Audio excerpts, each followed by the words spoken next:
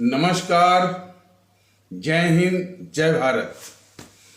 भारतीय अवाम ताकत दल अपने भारतीय भाई बहनों अर्थात अपने देश भारत की जनता अर्थात अपनी भारतीय अवाम से भारतीयता आधारित आपसी श्रद्धा, भारतीयता आधारित आपसी स्नेह, भारतीयता आधारित आपसी प्रेम, भारतीयता आधारित आपसी अखलाक मोहब्बत, भारतीयता आधारित आपसी सहयोग, भारतीयता आधारित आपसी सम्मान, भारतीयता आधारित आपसी एकता, भारतीयता आधारित आपसी भाईचारा तथा भारतीयता आधारित आपसी सद्भाव को समझने व इन्हें आत्मसात करके वैसा ही और उसी अनुसार आचरण एवं व्यवहार करने हेतु और इसके समस्त भारत में प्रचार प्रसार करने हेतु और इसकी अहमियत और महत्व को प्रत्येक देशवासी को समझाकर उसे अपनाते हुए वैसा ही और उसी अनुसार आचरण एवं व्यवहार करने हेतु और प्रत्येक देशवासी को अपना ही भारतीय भाई बहन मानकर, समझकर और अपनाकर उनके साथ वैसा ही और उसी अनुसार आचरण एवं व्यवहार करने हेतु सतत, सदैव और हमेशा अदब के साथ, आदर के साथ अर्ज करता है, विनती करता है।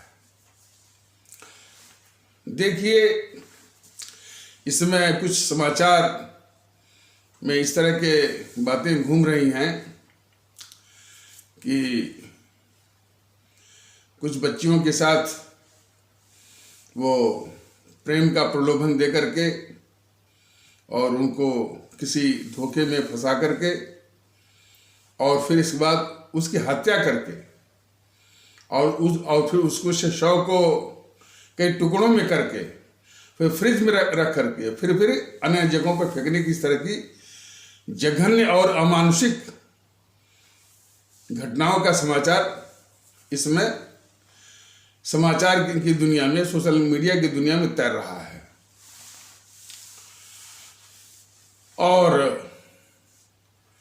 और हमारे भारतीय समाज में वैलेंटाइन, गर्लफ्रेंड इत्यादि का भी पूरा तांडव चल रहा है। लिव इन रिलेशन भी एक वो भी एक प्रदूषण अब जो है हमारे भारतीय समाज के खिलाफ काम कर रहा है। न्यायपालिका की क्या भूमिका है, वो भी सर्वोच्च न्यायालय जिसने कि लेस्बियन कल्चर को अपराध के दायरे से बाहर कर दिया, होमोसेक्सुअलिटी को अपराध के दायरे से बाहर कर दिया और सबसे बड़े दुख का विषय है कि जिस न्यायमूर्ति महोदय ने ये टिप्पणी दी कि पत्नी के सेक्स पर सिर्फ पति का ही अधिकार नहीं है, वो दुर्भाग्यवश आज हमारे देश के प्रधान न्यायाधीश, चीफ जस्टिस ऑफ इंडिया बने हुए हैं। इन बातों पर चिंता भारतीय अवाम ताकत दल इसलिए कर रहा है कि भारतीय नागरिक होने के नाते और इस मुल्क से और इस भारतीय समाज से मोहब्बत होने के नाते ये चिंताएं स्वाभाविक रूप से व्यक्त की जा रही हैं। अब ये न्यायपालिका हमारे भारतीय संस्कृति की क्या रक्षा करेगा जिसने होमोसेक्सुअलिटी को अपराध के दायरे से बाहर कर दिया, लेस्बियन कल्चर और प्रैक्टिस को अपराध के दायरे से बाहर कर दिया। जो न्यायमूर्ति महोदय जो है ये इस तरह की टिप्पणी दे करके और वो कैसे इस तरह का जो उन्होंने फैसला दिया, क्या आधार लिया कि अफ्रीका में ये होता है, अमेरिका में ये होता है, वहाँ ये होता है, यानी कितना वाहियात बेतुका कुतर्क के आधार पर हमारी भारतीय संस्कृति के मूल्यों की बिल्कुल अवहेलना करते हुए इस तरह की टिप्पणी दी कि पत्नी के सेक्स पर सिर्फ पति का ही अधिकार नहीं है। कितने बड़े प्रदूषण को ये जो है ट्रिगर करता है, जन्म देता है। और फिर लिव इन रिलेशन, एक बहुत बड़ा प्रदूषण चल रहा है। गर्लफ्रेंड का तांडव आप जो है सोशल मीडिया में देखते पड़े हैं। और वैलेंटाइन भी एक भारतीय सांस्कृतिक ये एक बहुत बड़ा वो प्रदूषण है। और इसके साथ साथ जो ग्लैमर की दुनिया है, जो विज्ञापन की दुनिया है, जो टेलीविजन की दुनिया है, जो बॉलीवुड की दुनिया है, यह न्यूडिटी माने नग्नता और वल्गरिटी, फुहड़पन, ऑब्सैनिटी, अश्लीलता इत्यादि के द्वारा हमारे जो भारतीय संस्कृति पर जो है पूरा मैंने बहुत घातक प्रहार कर रहा है।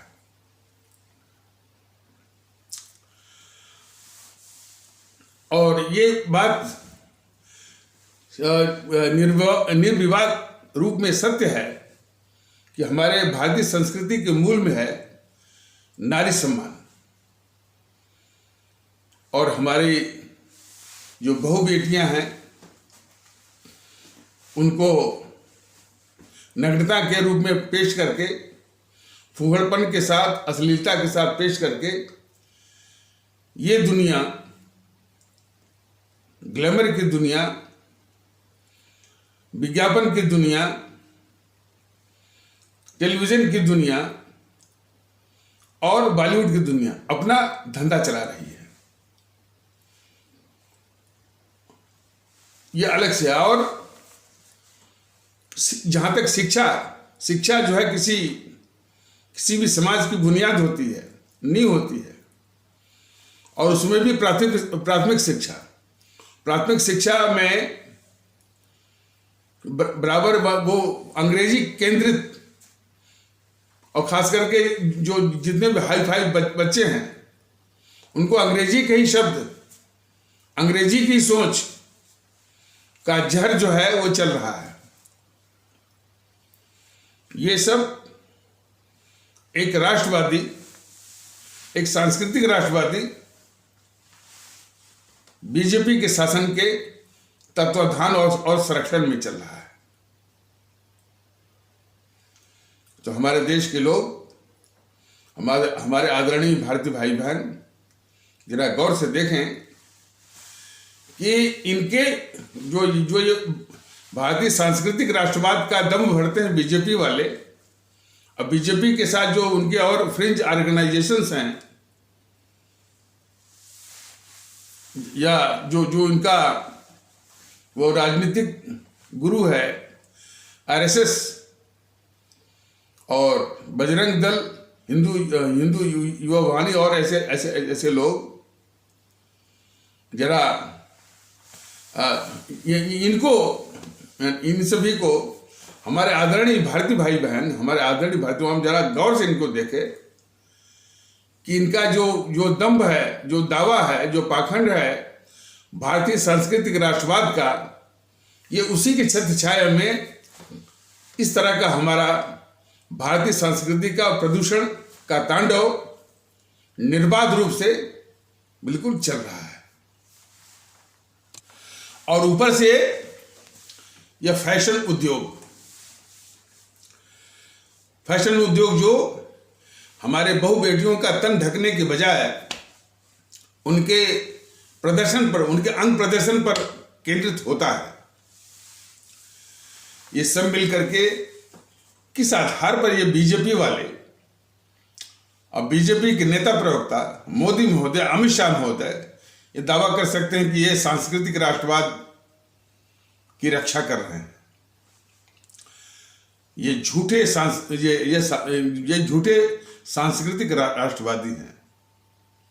हालांकि इस तरह की कल्चर को और इस तरह की प्रैक्टिस को बढ़ावा देने वाली इस देश की सबसे बड़ी दुश्मन वो कांग्रेस है, और जिसने हमारे भारतीय समाज के काफी बड़े तबके को इस तरह की संस्कृति में लिप्त होने की मानसिकता पैदा करती है,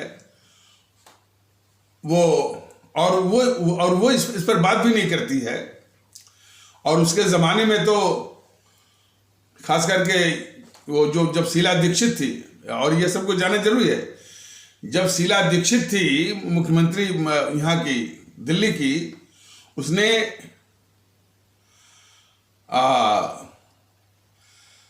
यानी नाइट में, माने 10-11 बजे रात से जो है एडल्ट फिल्मों का इसने परमिशन दिया था, शीला दीक्षित ने।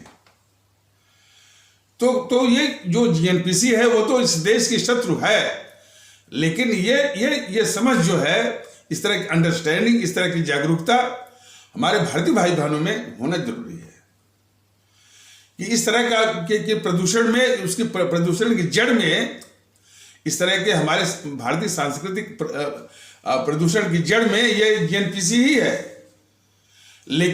लेकिन उसी कल्चर को बढ़ावा देने वाले और एक झूठे पाखंड के और भारतीय सांस्कृतिक राष्ट्रवादी का मुखौटा पहने हुए ये बीजेपी वाले, इनकी भी असलियत वही है।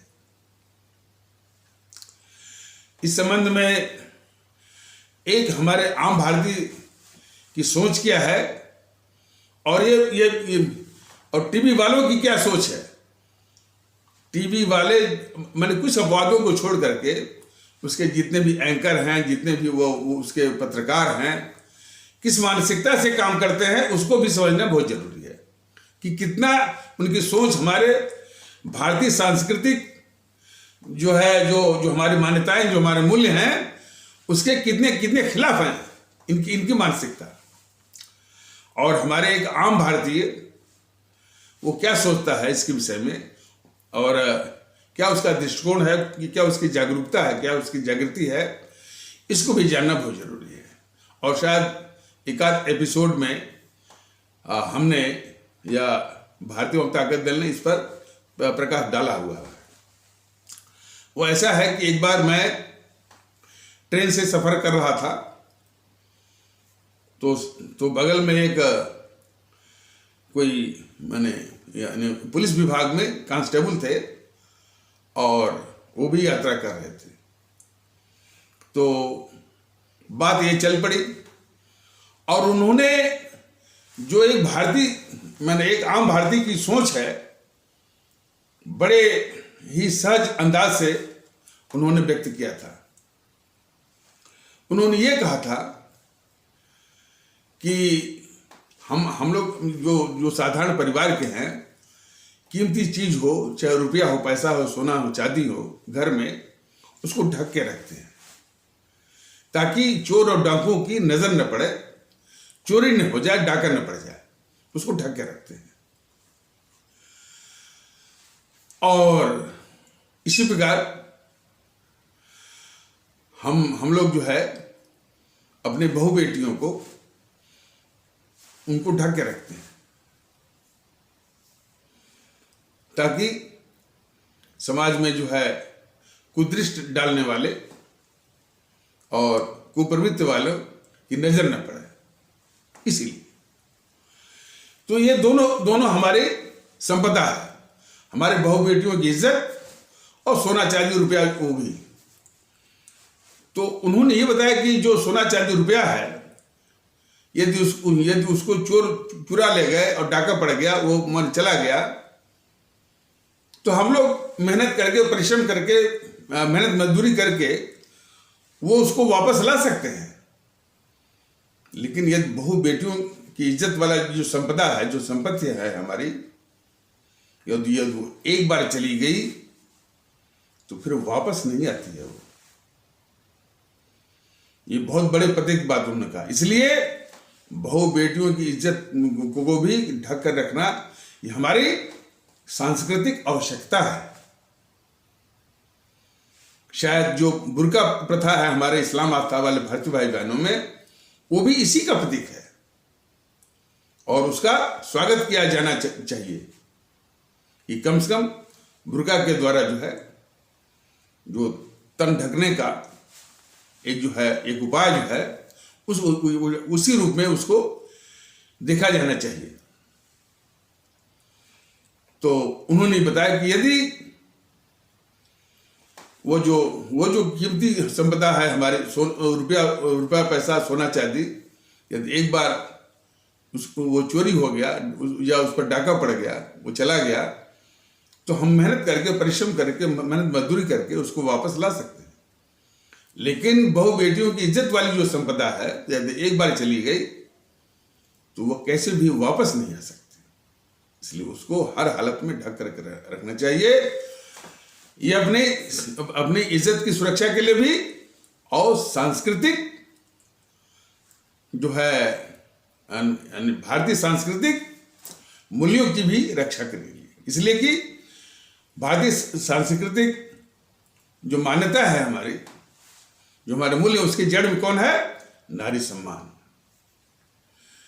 ये यथार्थ है। लेकिन उसी नारी सम्मान का धज्जियां उड़ाने वाले ये जो दुनिया है, ग्लैमर की दुनिया, विज्ञापन की दुनिया और टेलीविजन की दुनिया, बॉलीवुड की दुनिया और फैशन की दुनिया, ये सीधे सीधे हमारे जो नारी जो सम्मान है उसके धज्जे उड़ाते हैं।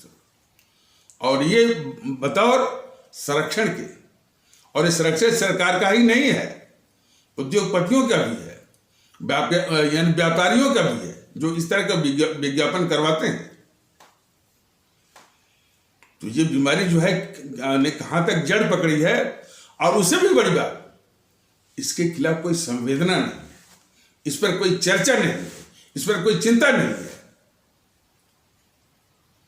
और इस पर भी भारतीय जनता दल ने बताया है कि यानी ये टीवी वाले जरा भी इस पर चिंता नहीं करते हैं। वो जब कोई अमानुषिक घटना हो जाती है, बराबर ये सब कहने में इनकी जबान भी नहीं थकती है। रेप बलात्कार इस टाइप से। तो अरे हमारे जो पौराणिक ग्रंथ हैं, उनमें भी इस तरह की बातें सब बोलने लगे हैं। तो क्या नाम है कि हाँ, ये सब जो है, जब उसका एक दुष्परिणाम चला आता है, दुष्परिणाम मतलब कि इस तरह का अमानुषिक व्यवहार, जिसको कि ये बलात्कार या रेप कहते हैं, तब इनकी कुंडली जागती है। तब ये दिखाने लगते हैं कि यहाँ ये इस तरह घटना हुई, इस तरह घटना इस बच्चे के साथ हुआ, इसके साथ। इस तरह की मानसिकता ये सब पाले हुए हैं। हमारा ये कहने का मतलब कि इस तरह की मानसिकता को कुचलना होगा, दूर करना होगा, इसको जड़ से मिटाना होगा। ये बहुत बड़ा काम है। और ये सारी चीजें जो है एक नकली भारतीय सांस्कृतिक राष्ट्रवादी बीजेपी के शासन के तत्वावधान में या उसके संरक्षण में ये सब चल रहा है।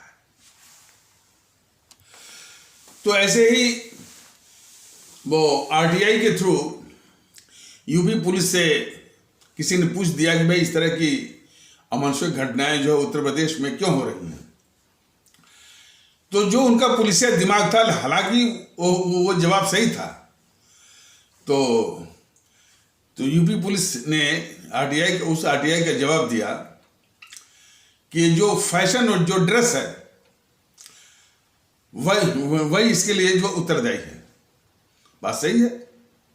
फैशन ड्रेस जो है वह तन ढकने के लिए नहीं है, वह दुष्प्रवृत्ति रखने वाले तत्वों को या जो इस तरह की जो हिंसक जो तत्व हैं उनके हिंसक प्रवृत्ति को आह्वान करने वाला होता है। जो इस तरह का जो फैशन और ड्रेस है। तो हालांकि यूपी पुलिस ने अपने पुलिसिया दिमाग से उत्तर दिया, लेकिन वो जवाब सही था। अब ये मीडिया वाले जो कि इनकी चेतना तब नहीं जागती है कि इस तरह का फूहड़पन, अश्लीलता क्या ये सांस्कृतिक प्रदूषण कर रही है, हमारी भारतीय सांस्कृतिक मान्यताओं की जड़ खोद रही है, इस पर इनकी कुंडली नहीं जागती है, इनकी चेतना नहीं जागती है। लेकिन यदि किसी यूपी पुलिस वाले ने कह दिया, यूपी पुलिस के प्रवक्ता ने कह दिया, पुलिस वाले ने, यूपी पुलिस के प्रवक्ता ने कह दिया कि इस तरह की मानसिक अमानुषिक जो घटनाएं हैं उसका कारण है ड्रेस और फैशन, तो उसी के ऊपर जो है चढ़ बैठे। तो एक पैनल बैठ गया, तमाम डिस्कशन हो रहा है, तो एक और उसमें एक रंजना कुमारी है, बहुत बहुत अपने को फेमिनिस्ट बनती है, फेमिनिस्ट मतलब कि महिलावादी। और कितनी महिलावादी है तो थोड़ा सा आप लोग ये नमूना जान लीजिए, देख लीजिए। तो एक ने कहा कि मैडम जरा ये बताइए, ये दफ्तरों में, ऑफिसों में इतना सज धज जाने की क्या जरूरत है? क्या वहां मॉडलिंग करना है? क्या वहां कोई शूटिंग करना है? तो वो कह रही है, जो कि उस डिस्कशन में एक पार्टिसिपेंट थी, यानी सहभागी थी उस परिचर्चा की, वो जवाब दे रहे कि अरे पुरुषों को आकर्षित करना हमारा जन्मसिद्ध अधिकार है। कितनी बेहयाई से उसने जवाब दिया, और सब के सब सुन रहे थे। कोई उनसे ये नहीं पूछ रहा था कि महोदया, आपको सभी पुरुषों को आकर्षित करने का अधिकार कतई नहीं है।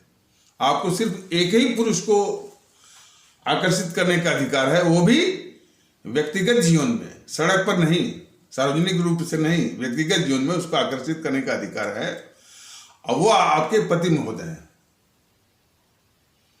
जो सभी पुरुषों को आकर्षित करता है या सार्वजनिक रूप से जो करता है, उसके लिए एक शब्द, उसके लिए एक सामाजिक शब्द बना हुआ है। शायद उस शब्द का आपके लिए इस्तेमाल करते ही आप भड़क जाएंगे, आपको अच्छा नहीं लगेगा। तो ऐसा किसी ने नहीं कहा, लेकिन वो बड़े अहंकार के साथ, बड़े शान के साथ, काफी बल देते हुए उसने कहा कि हम पुरुषों को आकर्षित करने का हमारा जन्मसिद्ध अधिकार है। इस तरह की मानसिकता फैली हुई है। तो इस भारतीय समाज में खास करके देखिए, भारत की इज्जत विदेशों में इसीलिए होती है कि उसके सांस्कृतिक मूल्य हैं। विवाह की एक प्रथा है, विवाह की एक मजबूत प्रथा है, लेकिन आज ये सांस्कृतिक प्रदूषण जो है बिल्कुल उसको क्रम्बल कर रहा है, उसको ढा रहा है, जो है उसको बुलडोज कर रहा है। तो समाज को व्यवस्थित करने के लिए एक विवाह की व्यवस्था है।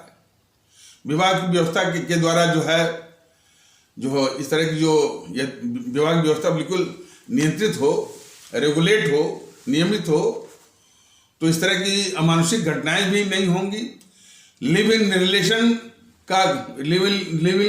जैसी यानी सांस्कृतिक जो है प्रदूषण करने वाली प्रथा या बदतमीजी का प्रथा का भी अंत हो जाएगा, वैलेंटाइन का भी अंत हो जाएगा।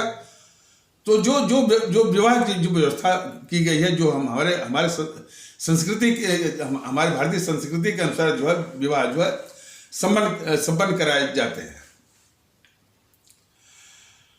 और तो इसकी जो है विश्व में इज्जत है। लेकिन उसी पर कोई यदि सर्वोच्च न्यायालय यदि ये टिप्पणी करे कि पत्नी के सेक्स पर जो है सिर्फ पति का अधिकार नहीं है, कितना बड़ा कुठाराघात कर रहा है हमारे सांस्कृतिक मान्यताओं और उसके मूल्यों पर।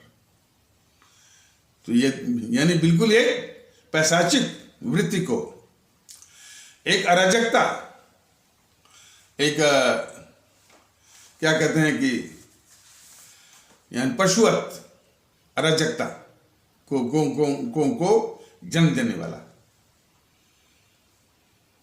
तो ये अच्छा, और इसके प्रति कोई चिंता नहीं। और जितने भी कवि सम्मेलन होते हैं, हास्य कवि सम्मेलन होते हैं, मुशायरे होते हैं, इनको व्यंग के रूप में प्रस्तुत करके इसमें आनंद लिया जाता है, ताली बजाई जाती है, चिंता नहीं होती है। इस तरह की मानसिकता भी चल रही है अपने देश में। भारतीय जनता दल कहना कि इस तरह की समस्याओं को समझने की जरूरत है और इसको दृष्टिकोण को बदलने की जरूरत है। हमारे देश में पाखंड जो है, पाखंड और दोहरा चरित्र, ये बहुत बड़ा दुश्मन है हमारे भारतीय समाज के व्यवहार का। तो तमाम इस तरह के मुशायरे, कवि सम्मेलन, हास्य सम्मेलन, चुटकुले, इस तरह की समस्याओं को व्यंग के रूप में प्रस्तुत करके उसकी उसकी जो गंभीरता है, जो उसकी संवेदनशीलता है, उसको समाप्त कर रहे हैं और उसमें लोग ताली बजाते हैं। लेकिन भारतीय जनता दल इन सब प्रवृत्तियों को लेकर के बहुत चिंतित है और भारतीय जनता दल को जब भी हमारी आवाम के आशीर्वाद से, भारतीय आवाम के आशीर्वाद से सत्ता का उपकरण उसके हाथ में आएगा, इसको पूरी गंभीरता के साथ जड़ से समाप्त करेगा। ये बहुत बड़ा अभिशाप है। कुछ लोग कहते हैं कि मोदी जी क्या क्या करेंगे, वो 60-70 सालों का कूड़ा करकट साफ करते करते तो वो थक गए।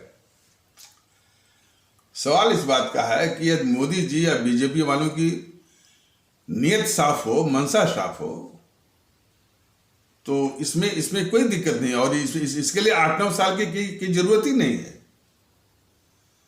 एक नमूने के तौर पर भारतीय जनता दल ने यह बताया कि भाई शासन प्रशासन का वातावरण जो है,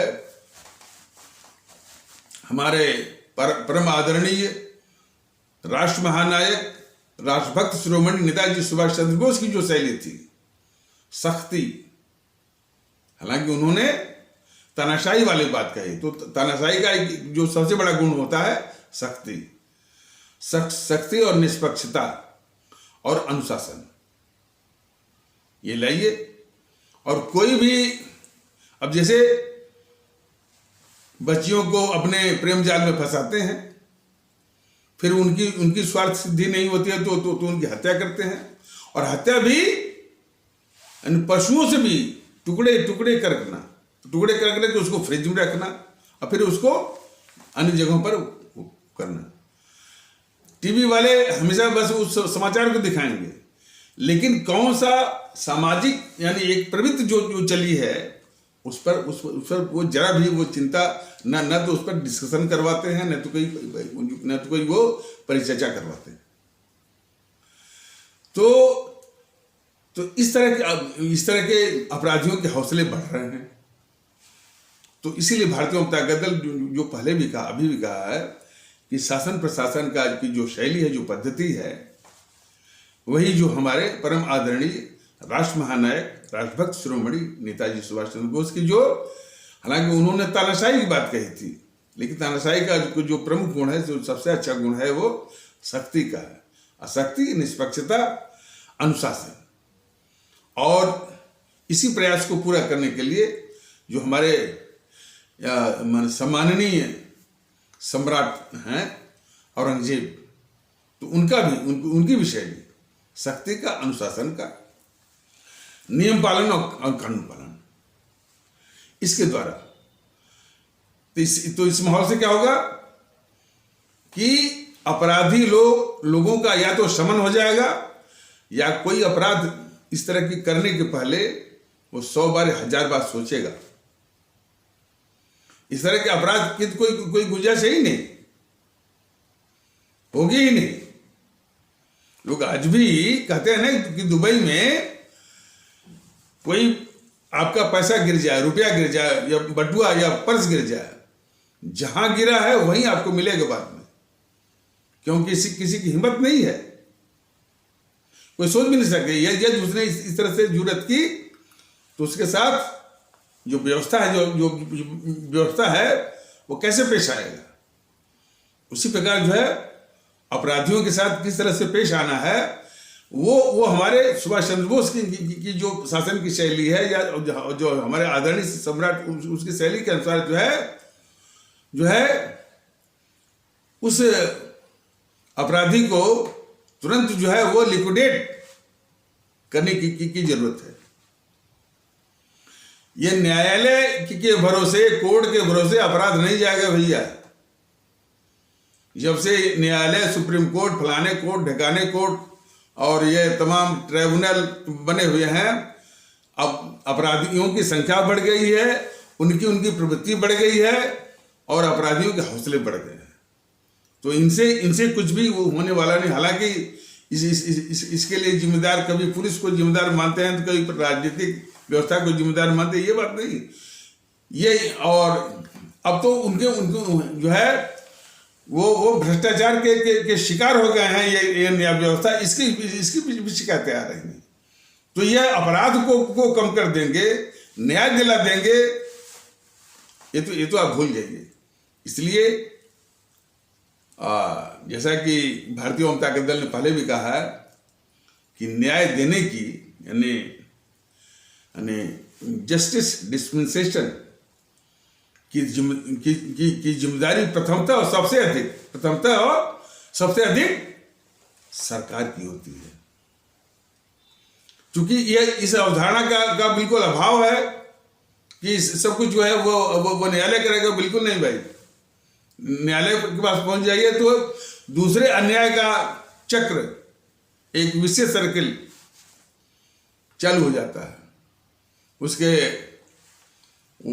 वकील, उसके मुहर्रिर, उसके टाइपिस्ट को पैसा देते, उसको फीस देते हुए, तारीख लेते हुए, और तारीखों में भी फिर उसके पेशकार को पैसा दीजिए, तो फिर उसके चपरासी को पैसा दीजिए, फिर जज को पैसा दीजिए, और न्याय इसी में उलझ करके रह जाता है और दूसरे एक अन्याय का चक्र जो है वो शुरू हो जाता है। तो वहां से न्याय मिले ऐसा नहीं है। तो इसलिए जो इस तरह के अमानुषिक हैं, कोई जो पकड़े गए हैं, जैसे मान लीजिए एक ने शायद 35 टुकड़ा किया था किसी बच्ची का, अब नाम याद नहीं आ रहा कि कौन था, उसको सरेआम 35 गोलियों से छलनी करना चाहिए, तब इस तरह के अपराधी वो डरेंगे। जिसने भी इस तरह के टुकड़ा करता है उसको पकड़ के लेकर सरेआम उतनी गोलियों से उसको भूनने की आवश्यकता है। और बलात्कार वगैरह के या रेप अमानुषिक के केस में तो तुरंत उसको, हाँ, लेकिन पुलिस व्यवस्था बिल्कुल निष्पक्ष होनी चाहिए कि जिसको पकड़े वो अपराधी हो। ऐसा नहीं कि किसी को फंसाने के लिए पकड़ लिया और अपराधी जो है वो बचा हुआ है, ऐसा नहीं। इसलिए बराबर इस बात की माने वो इसकी सावधानी, इसकी एहतियात की बात कही गई है कि निष्पक्ष होना चाहिए, सख्ती और निष्पक्षता। तो अपराधी को न्यायालय के भरोसे न छोड़ करके तुरंत उसको लिक्विडेट करिए, और इस तरह से करिए कि दूसरे लोगों को नसीहत मिले। तो न्यायालय का भी काफी बोझ कम हो जाएगा। हालांकि न्यायालय इसमें दखल देता है तो कानून बना दीजिए, न्यायालय की भी एक सीमा है। लेकिन बशर्ते आप देखिए इस सारी बातें जो मैं कह रहा हूं, हालांकि इसका कुछ लोग इसका दुरुपयोग भी कर सकते हैं, लेकिन आपकी मंशा जो है साफ होनी चाहिए अवाम के प्रति और देश के प्रति, और ये उसके लिए है। जिन्होंने पूरी व्यवस्था को अब समाजवादी लोगों के दिमाग में तो नहीं आएगा, वो तो पूरी व्यवस्था को जो है वो आपराधिक बनाते हैं, दादागिरी वाला बनाते हैं, और जो है गुंडागर्दी का बनाते हैं। तो उनके दिमाग में ये बात आएगी, बीजेपी वालों के दिमाग में आएगी, जो हमेशा जो है वो ये झूठा राष्ट्रवाद, झूठा सांस्कृतिक राष्ट्रवाद, और हमेशा हिंदू सनातन ये करेंगे, कभी नहीं करेंगे। ये आपको भरमाएंगे, ये आपको छलेंगे, और कपटपूर्ण इनका व्यवहार होगा, झूठा राष्ट्रवाद होगा।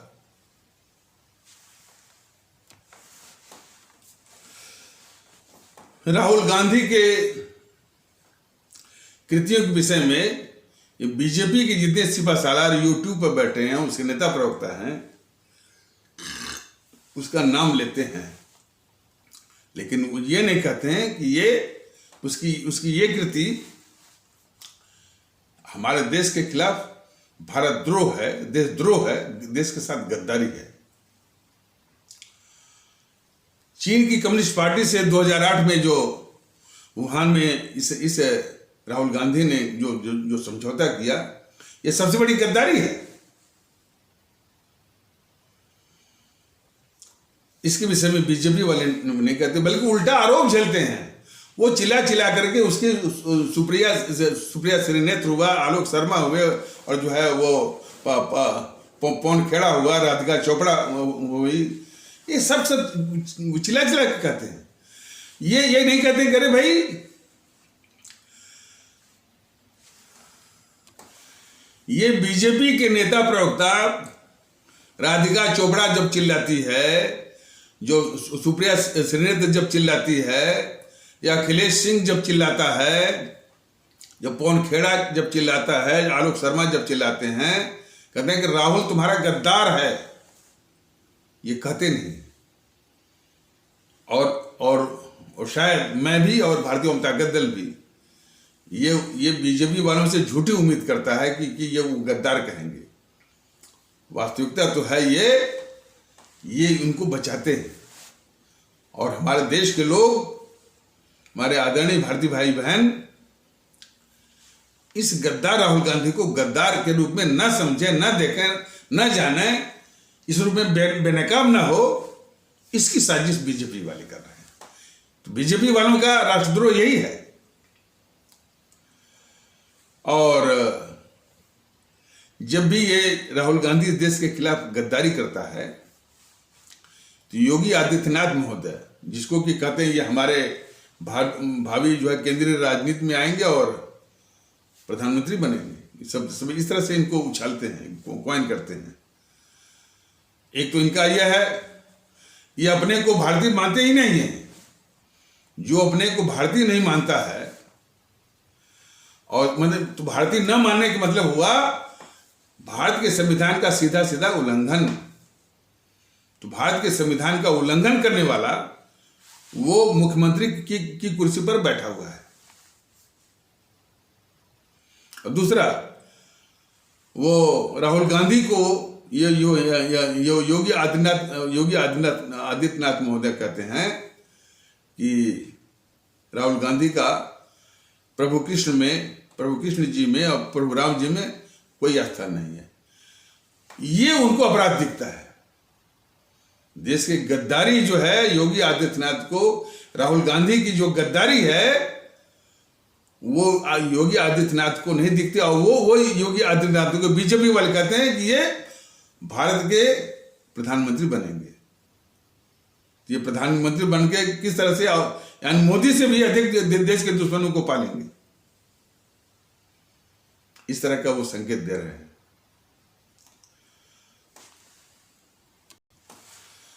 और बीजेपी वालों का जो अपराध जरा देखिए, बीजेपी के जो इकोसिस्टम का अपराध देखिए। आक्रांता, मुगलों को आक्रांता बोलते हैं। मैंने बताया कि एक अवध ओझा करके हैं, जो कि IAS की तैयारी के लिए कोचिंग चलाते हैं। वो बताते हैं कि भाई औरंगजेब जो है एक बहुत ही ईमानदार किस्म का सख्त वो प्रशासक था। उसके विषय में जो है ये कट्टरवादी तत्व, खास करके हमारे हिंदू सनातन आस्था वाले भारतीय भाई बहनों के तबके से कट्टरवादी तत्व उनको बदनाम करके रखा है। जैसे एक कहानी सुनाते हैं कि ये कहानी रचे हुए हैं ये कट्टरवादी तत्व कि जब तक एक मन जनेऊ तौल नहीं लेता था औरंगजेब, मतलब कि 20 और एक वो अवध ओझा बता रहे थे कि एक मन जनेऊ मतलब 20,000 ब्राह्मण कहे जाने वाले भारतीय भाई बहनों की हत्या प्रतिदिन वो करवाता था।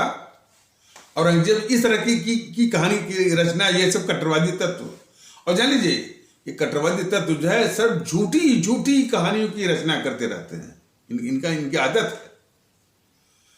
ये कट्टरवादी तत्व जो है बड़ी ऊंची ऊंची, इनकी पहचान बहुत आसान है, बड़ी ऊंची ऊंची बात कर रहे हैं। हम विश्व बंधुत्व की बात करते हैं, वसुधैव कुटुंबकम की बात करते हैं, सर्वे भवन्तु सुखिनः सर्वे भवन्तु निरामया की बात करते हैं। इस तरह की वो जबान चलाते हैं, लेकिन उनका जो चरित्र है, जो व्यवहार है, जो बर्ताव है, जरा देख लीजिए। हमेशा जो है इस्लाम आस्था वाले भारतीय भाई बहनों को नीचा दिखाना और जो है एक पांथिक कट्टरता का एक प्रदूषण जो है वो फैलाना, यही काम रहता है उनसे।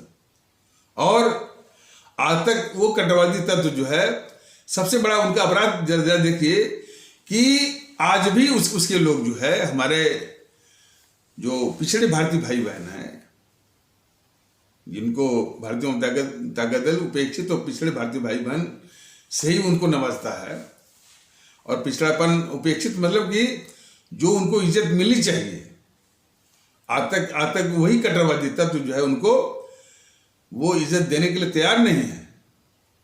जबकि इन बेवकूफ़ों, इन दुष्टों को मालूम होना चाहिए कि भारत के संविधान ने उनको आप ही के बराबर उनको इज्जत बख्शी हुई है। वो भी भारतीय, आप भी भारतीय हैं। ये अपने को भारतीय माने को इनका राष्ट्रद्रोह, जरा देखिए, ये अपने को भारतीय नहीं मानते हैं।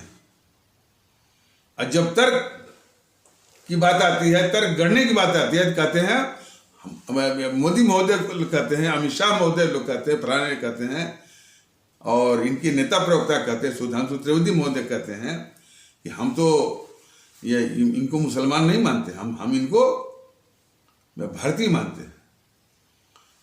तो भारतीय मानते, आपके माने न मानने का उतना महत्व नहीं है। वो तो भारतीय हैं, आप उनको भारतीय की तरह व्यवहार करते कि नहीं करते हैं, यह प्रश्न है। आप अपने को हमेशा हिंदू हिंदू हिंदू गर्व से कहो, हम हिंदू कहते रहेंगे, और इस्लाम आस्था वाले भारतीय भाई बहनों को भारतीय आप कहेंगे। ये इस तरह की जो घातक प्रवृत्ति जो चला रखे हैं। और बीजेपी वालों, आप समझिए, यह राष्ट्र भारतवर्ष है, और आप अपने को भारतीयता का व्यवहार न करके इस तरह का जो एक पांथिक प्रदूषण जो फैला रहे हैं, और पांथिक जो सुपीरियरिटी, एक उच्चता दिखा करके जो इस तरह के भेद विभेद की प्रवृत्ति जो फैला रहे हैं, ये सबसे बड़ा राष्ट्रद्रोह है। तो औरंगजेब के विषय में जो दुष्प्रचार का नमूना वो था कि औरंगजेब जब प्रतिदिन जब एक मन जनेऊ तौल नहीं लेता था, मतलब कि 20,000 हमारे ब्राह्मण कहे जाने वाले भाई बहनों की हत्या को सुनिश्चित नहीं कर लेता था, तब तक वो खाता नहीं था। इस तरह की एक झूठी रचना, झूठा दुष्प्रचार जो है ये कट्टरवादी तत्वों ने ये बना रखा है। और फिर ये इस तरह का मैंने भी सुना है कि वो कत्ल करके जो है नरमुंड को वो मैंने वहाँ तक मैंने बिछा देना, उसको करवाते थे ये मुगल लोग। इस तरह की जो है झूठी कहानियाँ, ये सब इतने दुष्ट हैं, देश के दुश्मन हैं ये सब कट्टरवादी तत्व जो है। और कम से कम हमारी आवाम इनको ठीक से समझे। हमारे देश का संविधान बन गया, संविधान जो है कम से कम जो है हमारे डॉक्टर राजेंद्र प्रसाद, हमारे भीमराव अम्बेडकर और जैसे महान देशभक्त और इतने बड़े विद्वान लोगों ने करीब 2 साल 11 महीने 18 दिन जो है अथक परिश्रम कर भारत का संविधान बनाया, इसकी व्यवस्था दी और सबको बराबरी का दर्जा दिया, सबको जो है भारतीय नागरिक होने का दर्जा दिया। लेकिन ये दुष्टवीर जो है अपने को भारतीय मानते ही नहीं है, ना अपने को मानते हैं न किसी और को मानते हैं, न किसी को अपने उसके बराबर मानते हैं। ये कैसे राष्ट्रवादी हैं? ये सबसे घातक किस्म के मैंने क्या कहते हैं, ये मैंने ये भारतवासी हैं सब,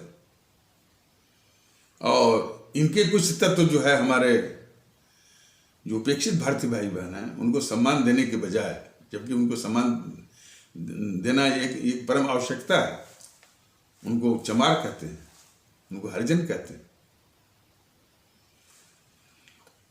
और हमारे इस्लाम आस्था वाले भारतीय भाई बहनों को ये इन्हीं के जो कट्टरवादी तत्व हैं, मियाँ कटुआ, पंजर पुत्र, जिहादी, ये सब ना, जिहादी, पाकिस्तानी गद्दार, इस तरह की प्रवृत्ति ये सब चला रहे हैं और कहते हैं कि हम राष्ट्रवादी हैं। ये तो रहा व्यथा हमारे हिंदू सनातन आस्था वाले भारतीय भाई बहनों के कट्टरवादियों के द्वारा। इधर से जो इस्लाम, देखिए इन्हीं दोनों से ज्यादा समस्या है, और जो इस्लाम आस्था वाले भारतीय भाई बहनों के सबसे बड़ी समस्या है उनके बौद्धिक वर्ग से, और फिर उसमें जो कट्टरवादी तत्व है, इन दोनों से। तो इन दोनों को, यानी जो कट्टरवादी तत्व हैं हिंदू सनातन आस्था वाले भारतीय भाई बहन, और बौद्धिक अहंकार दिखाने वाले सुधांशु त्रिवेदी जैसे लोग, जब तक इनका शमन नहीं किया जाएगा, जब तक इनका दमन नहीं किया जाएगा, जब तक इनका वो प्रॉपर मैंने उपयुक्त इलाज नहीं होगा, तब तक हमारे देश में शांति आ नहीं सकती। उसी प्रकार जो है इस्लाम आस्था वाले भारतीय भाई बहनों के तबके के जितना भी बौद्धिक वर्ग है, वो बस एक ही धुरी पर काम करता है, एक ही पाइवट पर कमाए, बस आरएसएस और बीजेपी विरोध। सारी उसकी बुद्धि, सारी उसकी क्षमता, सारी उसके बस इसी में खर्च हो जाती है, और देश के दुश्मन को पहचानने की न तो उनकी क्षमता बचती है, न तो उनकी मंशा बचती है।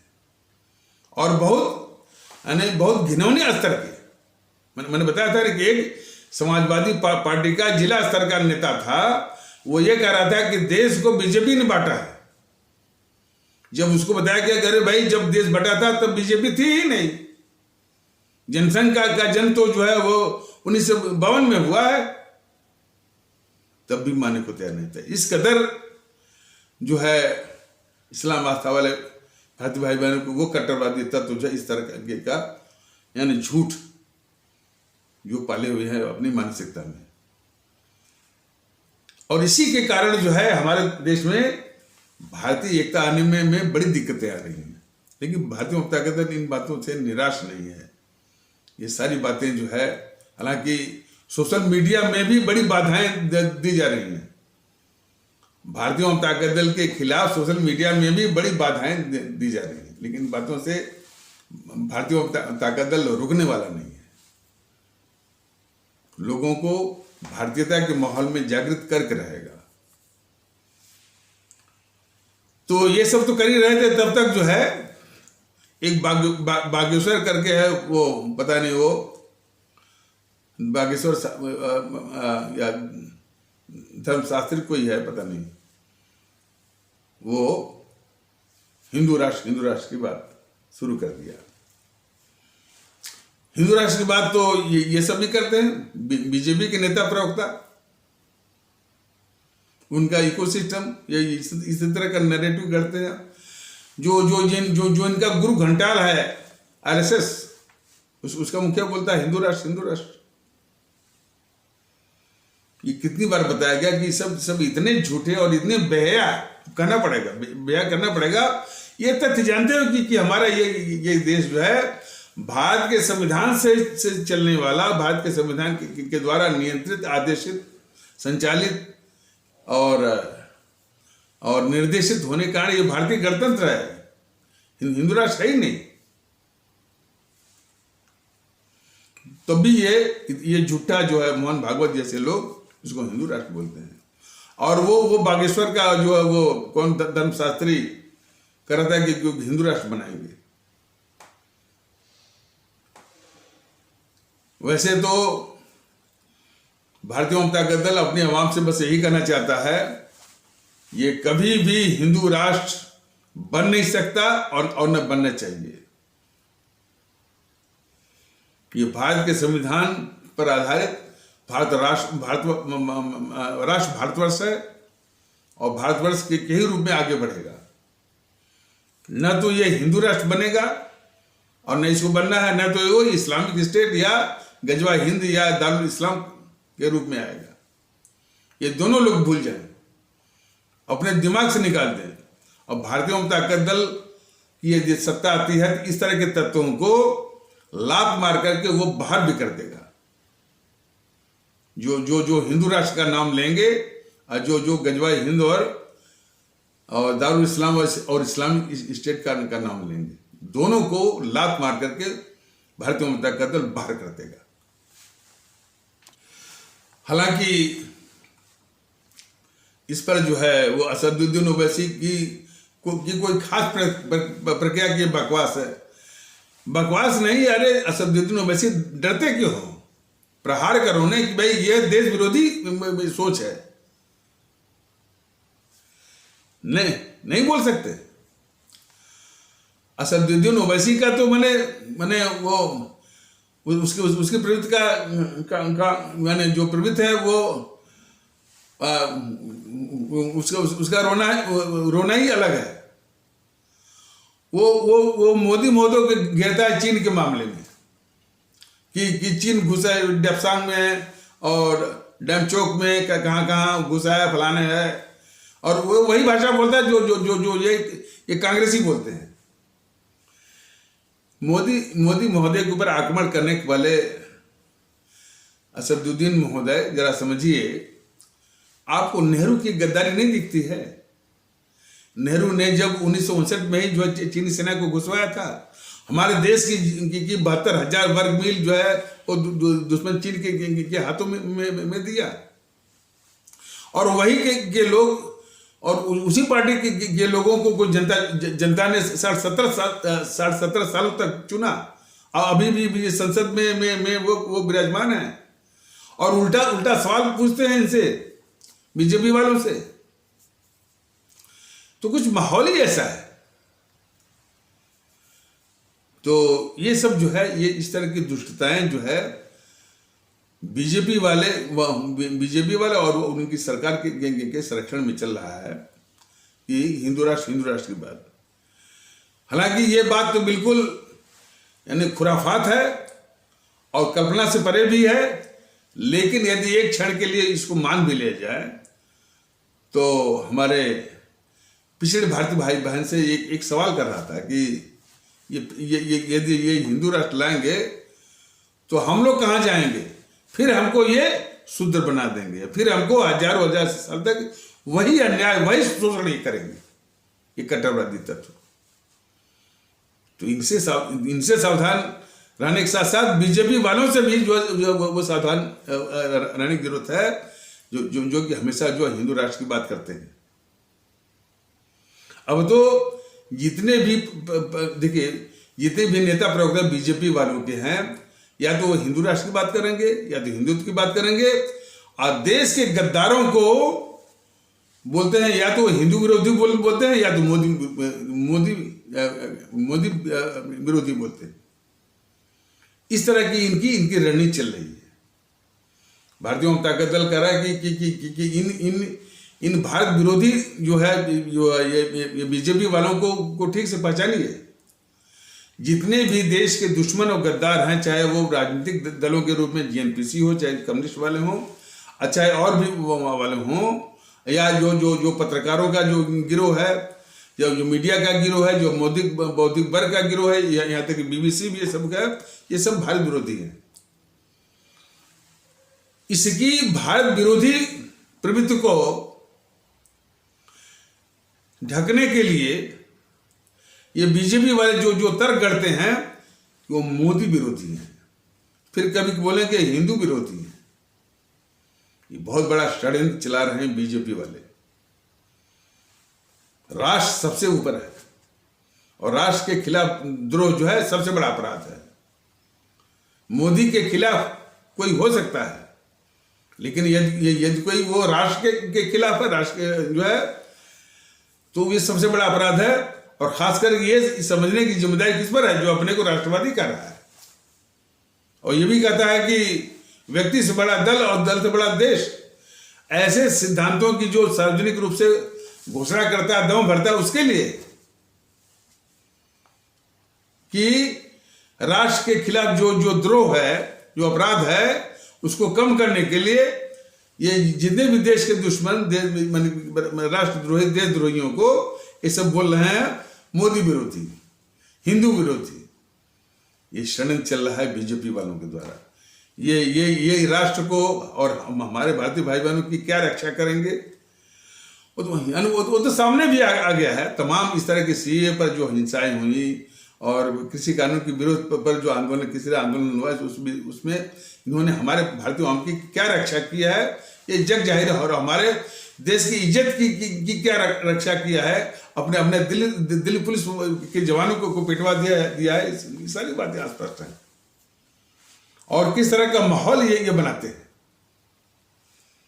तो ये चिंता का विषय है। तो हिंदू राष्ट्र की बात सुनकर के हमारे जो पिछड़े भारतीय भाई बहन हैं, वो तो उनसे एक भारतीय भाई ने सवाल कर दिया कि ये हिंदू राष्ट्र की बात करते हैं तो हमको कहाँ रखेंगे? उसी तरह से ये शूद्र बनाएंगे और शूद्र बोल करके फिर वही चक्र चलाएंगे कि तालाब से यानी पानी नहीं लेने देंगे, मंदिरों में घुसने नहीं देंगे, और यदि उसकी छाया पड़ जाएगी तो 20 बार नहाएंगे। यही वो तत्व है ना। और जिनको इस गलती पर शर्म भी नहीं आती है, पछतावा भी नहीं आता है, गलती भी नहीं मानते, ऐसे तत्वों का बैकडोर से जो पिछले दरवाजे से, चौथ दरवाजे से प्रवेश जो है, इसको रोकना होगा और भारतीय जनता दल के सिद्धांत को मानना होगा। भारतीयता की बात, भारत राष्ट्र को मजबूत करना है तो भारतीयता को मजबूत करना है, और भारतीयता के सिद्धांत को अपनाइए और नकली राष्ट्रवादियों को, नकली सांस्कृतिक राष्ट्रवादियों का नाश करने के लिए भारतीयता के आधार पर एक होइए, ईवीएम मशीन पर एक होना पड़ेगा। तभी जो आपके मन में ख्वाहिशें हैं, जो इच्छाएं हैं, जैसा आप चाहते हैं, व्यवस्था हो, सरकार हो, माहौल हो, वो मुमकिन हो पाएगा। तो इन्हीं आवश्यक शब्दों के साथ इस आवश्यक परिचर्चा को यहीं पर विराम दिया जाता है। तब तक के लिए नमस्कार। जय हिंद, जय भारत।